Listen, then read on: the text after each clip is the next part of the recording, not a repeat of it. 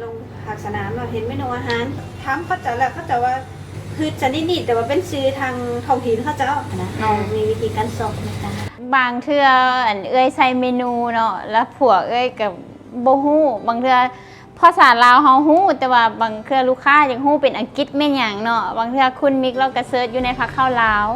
เพราะว่าทั้งผักข้าวลาวเพิ่นก็จะมีวัตถุดิบของอาหารลาวเฮาหลายเนาะก็จะมีหลายอยู่ในผักข้าวลาวก็จะมีหลายอย่างอาหารของแปลกๆของบ้านเฮา ชีวนาพันธุ์อยู่ของเล่าเนี่ยมีความสำคัญ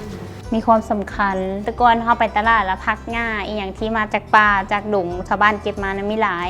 แต่ว่าปีนี้ก็น้อยลงเรื่อยๆกำลังสิไปหายไปเบิดละ เราน่าคิดว่าเหตุผลนี่อย่างชีวนาพันธุ์ของเราลดลงคือชีวิตชาวบ้านเดี๋ยวนี้มันบ่คือแต่ก่อนแล้วเนาะแต่ก่อนแล้วพ่อแม่เขาจะกินอีหยังล่ะก็ไปเก็บเองอยู่สวนไผ่สวนมันหรืออยู่ป่าหั่นน่ะแล้วบัดนี้เพิ่น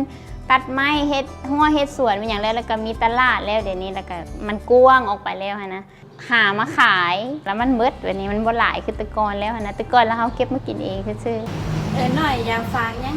ให้กับแบบคนรุ่นหลังบอกเกี่ยวกับอาหารเล่าแบบ สำหรับรุ่นหลังนี่ก็เป็นห่วงหลายเพราะว่าส่วนหลายจะกินอาหารที่สำเร็จรูปแล้วนะแล้วก็พักหลายอย่างกับบุมีเนาะ